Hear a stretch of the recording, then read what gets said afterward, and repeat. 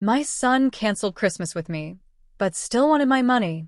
The text message came 3 days before Christmas, and it made my hands go cold. I stood at the kitchen sink with a phone pressed to my ear like it might explain itself if I listened hard enough. Outside, snow fell in soft, careful sheets, the kind that made everything look forgiven. Inside, the radiator knocked and hissed like an old man clearing his throat.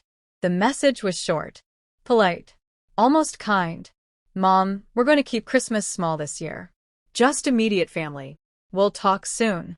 No call. No explanation. Just that.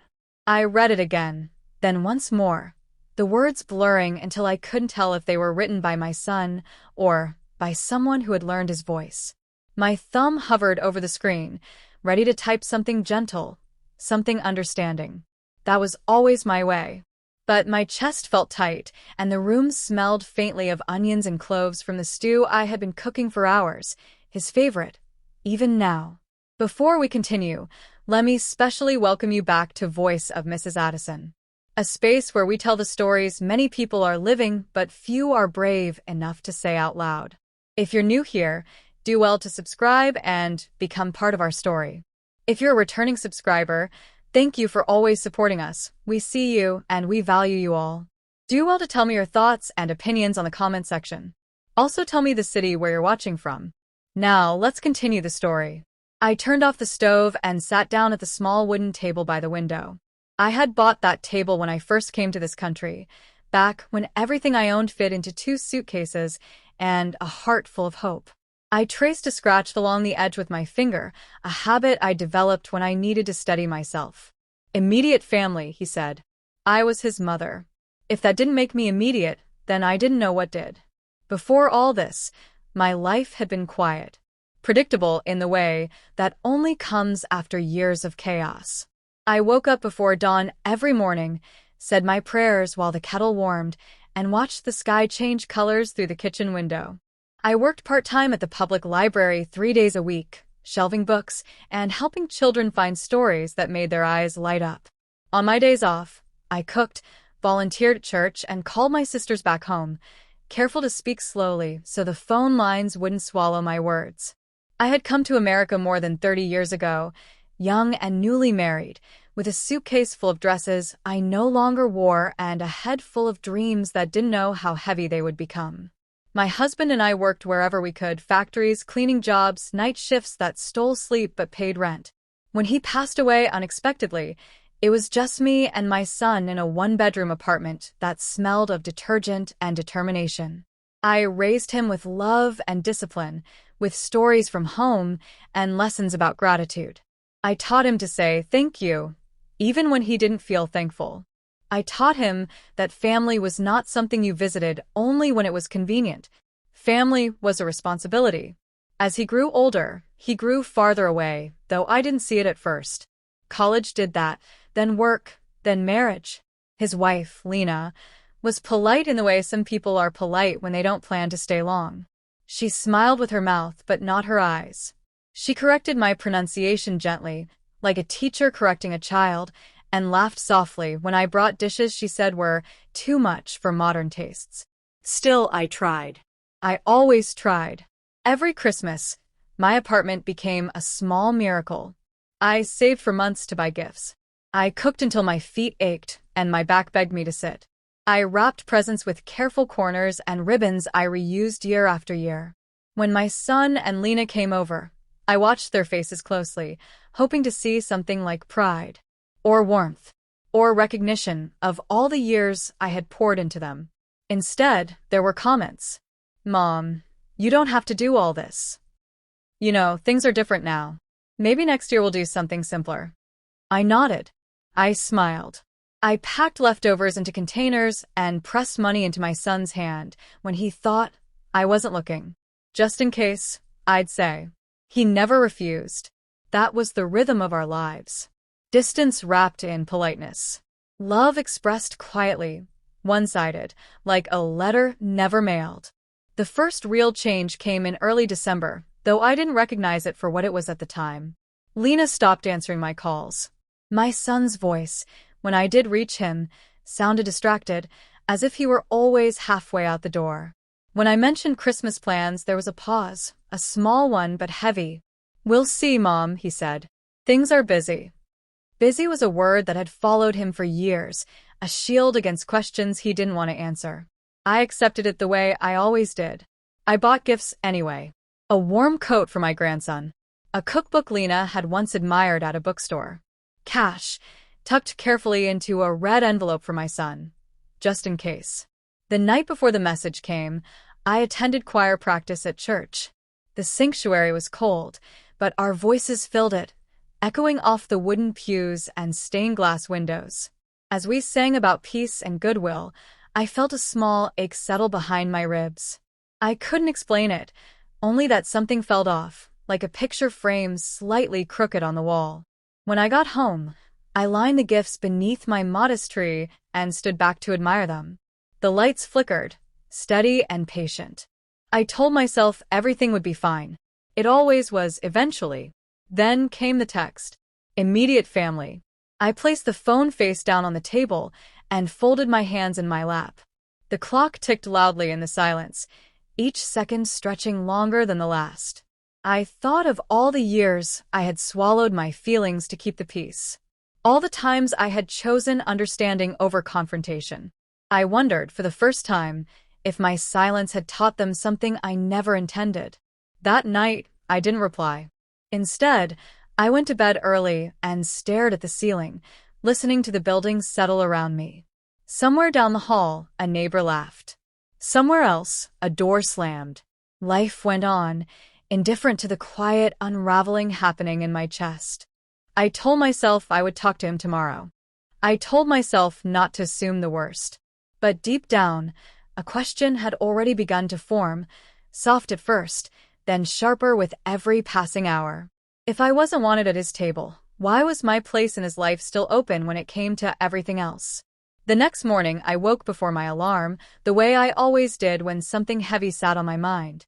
The sky outside my window was still dark, the kind of dark that feels unfinished, as if dawn itself is hesitating. I lay there listening to the hum of the refrigerator and the distant rumble of traffic, and I told myself to breathe. I made tea instead of coffee, chamomile, to calm my nerves, and sat at the kitchen table with my hands wrapped around the mug. The steam rose slowly, fogging my glasses. I watched it like it might carry my thoughts away with it. I waited until mid-morning before calling my son. I didn't want to sound desperate. That was important to me even then. He answered on the fourth ring. "Hey, Mom." His voice was familiar, but there was a tightness in it I couldn't place. "I got your message," I said. "About Christmas." "Yeah," he replied quickly. "I figured texting would be easier." "Easier for who?" The question slipped out before I could stop it, not sharp, just honest. There was a pause. In that pause, I heard something in the background. Lena's voice, low and quick, though I couldn't make out the words. "It's nothing personal," he said finally. "We just want a quiet holiday this year. You know, less stress." I looked around my small kitchen. The hand-me-down cabinets. The calendar on the wall, with Bible verses written in careful cursive. I thought of all the holidays I had hosted alone after my husband died, cooking and cleaning without complaint. "Have I been stressed to you?" I asked. "No, Mom. It's not like that." He sighed, and I could picture him rubbing his forehead, the way he used to when he was a boy and couldn't solve a math problem. "Lena thinks, well, she thinks we should start our own traditions." I nodded even though he couldn't see me. "I understand new traditions," I said softly. "But am I not part of the family anymore?" "Of course you are," he said too quickly. "You're just, Christmas can be overwhelming." I wanted to ask what exactly about my presence overwhelmed them. My accent? My cooking? The way I asked too many questions about their lives? But I didn't. Instead, I swallowed the words and let them dissolve. "All right," I said. "If that's what you want." There was relief in his exhale, and that sound hurt more than any harsh word could have. Before he hung up, he added almost casually, "Hey, Mom'd about the car payment this month. Did you send it already?" The question landed between us like a dropped plate. "Yes," I said after a moment. "I sent it last week." "Great," he replied. "Thanks." We'll talk soon." The line went dead. I sat there long after the call ended, the tea gone cold in my hands. Outside, the sun finally rose, casting pale light across the snow. I stared at my phone, replaying the conversation in my head, the way one might press a sore tooth with their tongue, unable to stop. That was the moment I began to see the pattern, not all at once, but in fragments. Small memories floated to the surface, uninvited. The way he always called near the end of the month. The way Lena never mentioned money directly, but somehow knew exactly when I'd sent it. The way they spoke of needing help, as if it were temporary, even after years had passed. I had never kept track. It felt wrong, like keeping score in a relationship that was supposed to be built on love. But that afternoon, I pulled out a worn envelope from the back of my drawer. Inside were bank statements, folded neatly, each one a quiet record of my generosity. Car payments, rent assistance, tuition help for my grandson's private school, emergency repairs. "Just this once," my son would say. And I would agree every time. I spread the papers across the table, my hands trembling slightly. The numbers added up faster than I expected. I stopped counting when my chest began to ache. I wasn't angry yet. Anger takes time. What I felt then was something closer to grief. Grief for the woman I had been, believing that love alone would be enough to keep me close to my child. In the days that followed, the silence grew louder. There were no calls about Christmas plans. No questions about what I might be cooking.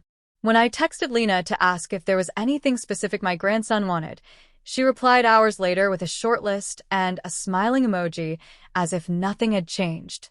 On the Sunday before Christmas, I sat in my usual pew at church, second from the back on the left side. The sanctuary smelled of pine and candle wax. Children practiced their lines for the nativity play, their voices echoing with excitement. I watched parents take pictures, their faces glowing with pride. I felt invisible. During the sermon, the pastor spoke about generosity, not the kind that comes from abundance, but the kind that costs you something. He spoke about how easy it is to confuse obligation with love. His words settled over me like a blanket, heavy and warm. After service, my friend Ruth squeezed my hand. "You look tired," she said gently. "I am," I admitted. She studied my face for a moment, then nodded. "Come to midnight service on Christmas Eve," she said. "It's quieter. Just you and God." That night, I made a decision I hadn't planned to make. I wouldn't beg to be included. I wouldn't argue or explain.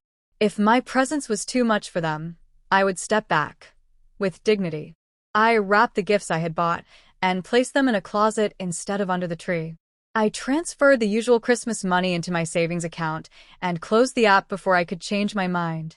My hands shook, but there was a strange calm beneath the fear, like standing still in the eye of a storm. On Christmas Eve, as the city prepared for celebration, I put on my coat and scarf and headed to church alone. The air was sharp with cold, each breath visible. As I walked, I prayed, not for reconciliation, not even for understanding, but for clarity. I didn't know then that clarity was coming. I didn't know that before the night was over, a truth I had buried for years would rise to the surface, spoken aloud where everyone could hear it.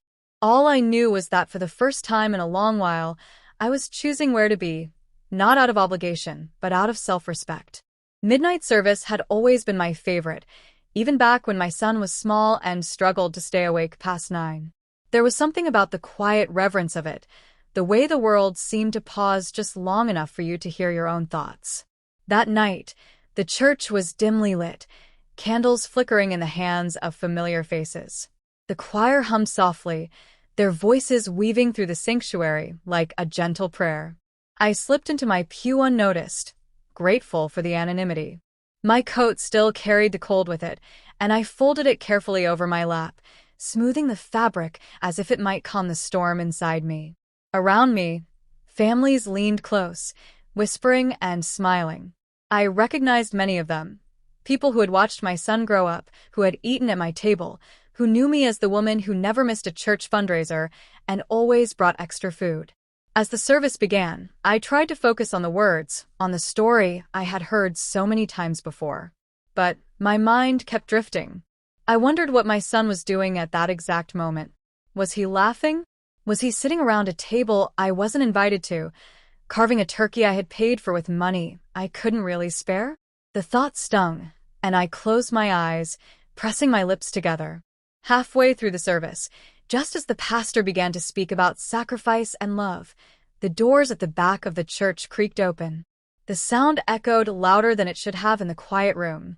I glanced over my shoulder without thinking and felt my breath catch. My son stood there, scanning the room. Lena was beside him, her hand resting lightly on his arm. They hadn't seen me yet.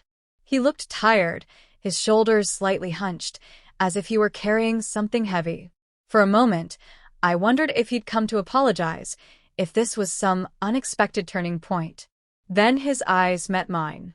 The recognition on his face was immediate, followed by something like panic. He whispered something to Lena, who frowned and shook her head. They hesitated, then slid into a pew a few rows behind me. I turned forward again, my heart pounding so loudly I was sure others could hear it. I didn't know why they were there. I didn't know what they wanted. All I knew was that the fragile calm I'd built around myself was beginning to crack. When the time came for testimonies, a tradition we held once a year, where members could stand and share something weighing on their hearts, the pastor paused and looked out over the congregation. "If anyone feels led to speak tonight," he said, "this is your moment." There was a familiar silence, thick and expectant. I bowed my head, intending to stay exactly where I was. I had not come to speak. I had come to listen, to heal quietly. But then I felt it, a nudge, gentle but persistent, like a hand at the small of my back. My heart raced. My palms grew damp. I thought of all the nights I had prayed alone, all the times I had swallowed my words to keep the peace. Before I could stop myself, I stood. The sound of the pew creaking beneath me seemed impossibly loud. A few heads turned. I felt my knees threaten to give way, but I held on to the back of the pew in front of me, steadying myself. I didn't plan to speak. I began, my voice softer than I expected, but steady. But tonight I realized something. The sanctuary was so quiet I could hear the faint hum of the heating system. I came to this country many years ago with nothing but hope, I continued. I worked hard. I raised my child to the best of my ability. I taught him to love, to respect, to give. I paused, my throat tightening. I could feel my son's gaze on the back of my neck, heavy and hot. For a long time, I said, I thought that giving meant never saying no. It meant showing up even when you weren't wanted. It meant paying for things you couldn't afford because you believed love was measured by sacrifice. A murmur rippled through the room, barely audible. But tonight, I said, my voice trembling just slightly, I am learning that love should not leave you empty. My hands shook, but I didn't stop. I was told this week that I am too old-fashioned for Christmas, that my presence brings stress. And yet, I was still expected to provide, to give money, to solve problems, to make things easier for others. The words hung in the air, sharp and undeniable. I want to say this, I continued, lifting my head. To anyone here who feels invisible in their own family, who is valued more for what they can give than who they are, you are not wrong for wanting more. You are not selfish for setting boundaries. I swallowed hard, tears blurring my vision.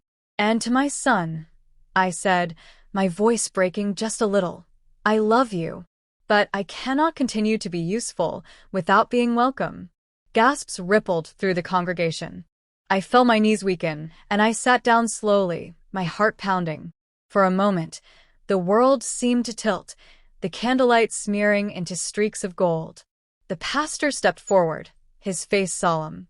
He said a quiet prayer, one about healing and honesty, and then the service continued. But nothing felt the same. I didn't turn around. I didn't need to. I could feel the weight of what I had said pressing against my back, filling the space between us with truth that could no longer be ignored. When the final hymn ended and people began to stand, I gathered my coat with shaking hands. Ruth squeezed my arm, her eyes shining.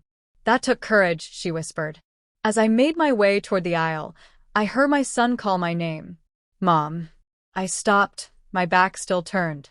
The church buzzed softly with movement and murmured conversation, but in that moment, it felt like we were alone. He stepped closer, his voice low. "We need to talk." I took a deep breath, the scent of melted wax and pine filling my lungs. For the first time in years, I didn't feel afraid of the conversation ahead. "Not tonight," I said quietly. Tonight was for the truth. I walked past him, out into the cold night air, my heart aching, but lighter, somehow, as if a burden I hadn't realized I was carrying had finally been set down. Behind me, the church doors closed with a soft, final thud. The cold outside felt sharper than before, biting at my cheeks as I stepped down the church stairs. Snow crunched beneath my shoes, each step deliberate, grounding me in the moment. I pulled my scarf tighter and paused at the bottom, letting the night settle around me. My breath came out in small clouds, steady but heavy. For a long time, I just stood there. I had spoken my truth in public, something I had avoided my entire life. It didn't feel triumphant. It felt exposed, like standing without armor after years of careful covering. But beneath the vulnerability, there was also a quiet strength, one I hadn't known I still possessed. I walked home slowly, choosing the longer route through the neighborhood. Houses glowed warmly from inside, silhouettes moving behind curtains. Laughter drifted through the air, mixed with the distant sound of carols playing on someone's radio. I wondered how many of those homes held unspoken tensions, how many mothers sat at tables smiling through small heartbreaks. When I reached my apartment, I kicked off my shoes and sat on the edge of the bed without turning on the lights. The room was dark except for the faint glow of the Christmas tree in the corner. I stared at it, the ornaments reflecting pinpoints of light like quiet witnesses. I didn't cry. Not yet. Instead, I took out my phone and placed it face down on the dresser. Whatever came next could wait until morning. The next day, Christmas Day, arrived softly. I woke to the sound of church bells in the distance and the smell of cinnamon from the roll I had baked the night before. I ate alone at the kitchen table, savoring each bite, refusing to rush through the day just because no one else was there. Around noon, my phone buzzed. A message from my son. "We need to talk. Please."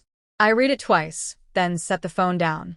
I washed my dishes, wiped the counter, and watered the small plant on the windowsill. I needed to finish being present with myself before I could be present with him. An hour later, I called him. We agreed to meet at a small cafe halfway between our homes. Neutral ground. When I arrived, he was already there, seated by the window. He stood when he saw me, uncertainty written all over his face. "Mom," he said. I nodded and sat across from him. Up close, I could see the dark circles under his eyes, the tension in his jaw. He looked older than I remembered. "I didn't know you felt that way," he began, his hands wrapped tightly around his coffee cup. I studied him for a moment, choosing my words carefully. "I felt that way for a long time," I said. "I just never said it." He winced. "Lena was embarrassed last night. People were staring." I exhaled slowly. "That is what you are worried about." He opened his mouth, then closed it again. "I didn't mean—" "Let me finish," I said gently, holding up a hand. My voice didn't shake. "I am not angry. I am tired. There is a difference." He nodded, staring down at the table. "I have helped you because I love you," I continued. "But love should not require me to disappear. When you told me I wasn't welcome for Christmas, but still asked about money, something broke inside me." Tears welled in his eyes, surprising me. "I didn't see it that way," he whispered. "That doesn't mean it wasn't real," I replied. He swallowed hard. "Lena thinks you judge her, that you don't fit into the life we're trying to build." I felt a familiar ache, but it didn't knock the breath from me this time. "I am not here to fit into anyone's life," I said softly. "I am here to live my own." Silence stretched between us, thick but not hostile. Finally, he spoke again. "What do you want now?" The question was honest, and that mattered. "I want respect," I said. "I want honesty. And I want my help to be optional, not expected. He nodded slowly. I don't know if Lena will understand. I met his gaze. That is something you will have to decide. I raised you to stand by what is right, even when it is uncomfortable. We sat there for a while longer, talking, not arguing, not apologizing excessively, just talking. When we stood to leave, he hugged me, tentative at first, then tighter. I love you, he said into my shoulder. I know, I replied. I love you too. The weeks that followed were different. The calls became less frequent, but more intentional. The requests for money stopped. When my son did ask for help with something practical, he asked, not assumed, and he listened when I said no. Lena remained distant, but no longer dismissive. Progress came in inches, not miles, and I learned to be patient without losing myself. I spent more time at church, more time with friends who saw me as more than a resource. I took a short trip with Ruth to visit her sister in another state, something I had always put off because there was always a reason to stay. On one quiet evening in January, my grandson called me himself. Grandma, he said shyly, Dad says you're coming to my school play. My throat tightened. I wouldn't miss it, I said. As I hung up, I realized something important. I had not lost my son. I had found myself. And that, I learned, was the greatest gift of all. Life didn't snap back into place after that conversation at the cafe. It didn't bloom into some perfect picture of reconciliation and family dinners every Sunday. Instead, it settled into something quieter, more honest. And honesty, I was learning, has its own weight. In the weeks after Christmas, I noticed how much space had opened up in my days. Space I used to fill worrying about whether my son was struggling, whether Lena was displeased, whether another request would come disguised as a casual phone call. Without that constant tension, my mornings felt longer. My breaths felt deeper. One afternoon, as I was shelving books at the library, a young woman asked me to help her find a parenting book. She was tired, her hair pulled into a rushed bun, her baby fussing in a stroller beside her. I don't know if I'm doing this right, she said with a nervous laugh. I smiled at her, something warm and familiar stirring in my chest. None of us ever do, I said gently. We just do the best we can with what we have. As she thanked me and walked away, I realized how often I had offered that same grace to others, and how rarely I had offered it to myself. At church, people approached me quietly after services. Some squeezed my hand. Others simply nodded, eyes soft with understanding. No one gossiped. No one demanded details. The truth I had spoken didn't turn me into a spectacle. It turned me into a mirror. One evening, Ruth and I sat in my living room, cups of tea warming our hands. The Christmas decorations were still up, though I had taken down the gifts and tucked them away. The lights remained, glowing softly against the winter dark. You know, Ruth said, stirring her tea, what you did wasn't just for you. I looked at her. I didn't plan it that way. I know, she replied. That's how you can tell it was real. Her words stayed with me long after she left. In February, my son invited me to dinner. Just me. No big announcement, no pressure. When I arrived, Lena greeted me politely, a little stiff, but she stepped aside and let me in. The house smelled of roasted chicken and rosemary. The table was set simply, no extra decorations, no performance. As we ate, conversation stayed light at first, school, work, the weather. Then, slowly, it deepened. I want to say something, my son said, setting his fork down. I didn't realize how much I was leaning on you financially.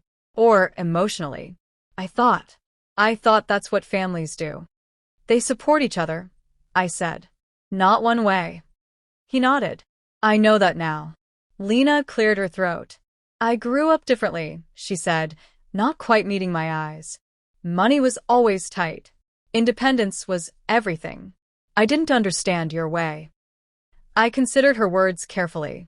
Understanding doesn't mean agreement, I said. But it helps. She nodded, relief flickering across her face. It wasn't an apology. Not fully. But it was something closer to accountability, and for now, that was enough. When I left that night, my son hugged me again, firmer this time. As I walked to my car, I realized I wasn't replaying the conversation in my head, looking for hidden meanings. I was simply at peace. Spring came slowly, as it always does. The snow melted into slush, then disappeared entirely.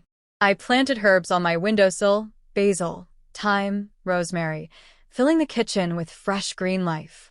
I started taking long walks in the afternoons, letting my thoughts wander without fear of where they might land. One Sunday, the pastor asked me to help lead a small group for older women in the congregation. At first, I hesitated. I had spent so many years listening, absorbing, staying quiet. But when I looked around the circle that first evening, at the lined faces, the careful smiles, I knew why I was there. Stories spilled out slowly. A daughter who only called when she needed help. A son who hadn't visited in years. Grandchildren raised on screens and distance. I didn't give advice. I didn't preach. I simply listened. And sometimes listening was enough. On my birthday that summer, my son surprised me with a small gathering. Nothing elaborate. Just cake, laughter, and a handwritten card.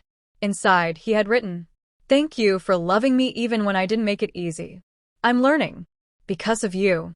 I held that card for a long time after everyone left, my fingers tracing the words as if they might disappear. That night, as I lay in bed, I thought about all the years I had believed love meant endurance. That being a good mother meant accepting whatever crumbs of attention were offered, as long as I stayed useful. I knew better now. Love, I had learned, does not cancel you. It does not silence you. And it does not ask you to give until there is nothing left. Some evenings, I still feel a pang when I think about that Christmas, the empty table, the unopened gifts, the quiet apartment. But the pain no longer defines the memory. It reminds me of the moment I chose myself without abandoning my child. There is strength in that balance. Strength in staying kind without staying small. And when Christmas comes again, whether I sit at a crowded table or a quiet pew, I know this much. I will be welcome wherever I choose to stand. As I sit here now, telling this story, I still hear the ticking of that old kitchen clock. I still remember the way my phone felt in my hand when that message came, the way my heart tried to explain something my mind wasn't ready to accept. If there is one thing life has taught me, it is this. Love should never require your erasure. So many of us, especially mothers, especially immigrants, especially women who were raised to endure, confuse sacrifice with silence. We tell ourselves that if we just give a little more, stay a little quieter, bend a little further, love will eventually come back to us in full. But love doesn't grow stronger by draining one person dry. That Christmas, I didn't lose my son. I lost an illusion, the belief that my worth was tied to how much I could provide. And in losing that illusion, I gained something far more precious, my voice. If you're listening to this and you recognize yourself in my story, if you've ever felt invited only for what you can give, tolerated but not cherished, I want you to know this. It is not wrong to want to be welcomed, not just needed. It is not selfish to ask for respect. And it is never too late to draw a boundary with love. Healing doesn't always look like reconciliation. Sometimes it looks like peace. Sometimes it looks like choosing where you belong. So I'll leave you with this question, one I had to answer for myself. If you stopped giving tomorrow, who would still choose you? If this story spoke to your heart, please share your thoughts in the comments. Your voice matters here. And if you believe in stories that speak truth with dignity, stories about family, faith, betrayal, and healing, I invite you to subscribe to Voice of Mrs. Addison. This is a space where we tell the stories many people are living but few are brave enough to say out loud. Until next time, take care of your heart. And don't forget to honor your worth.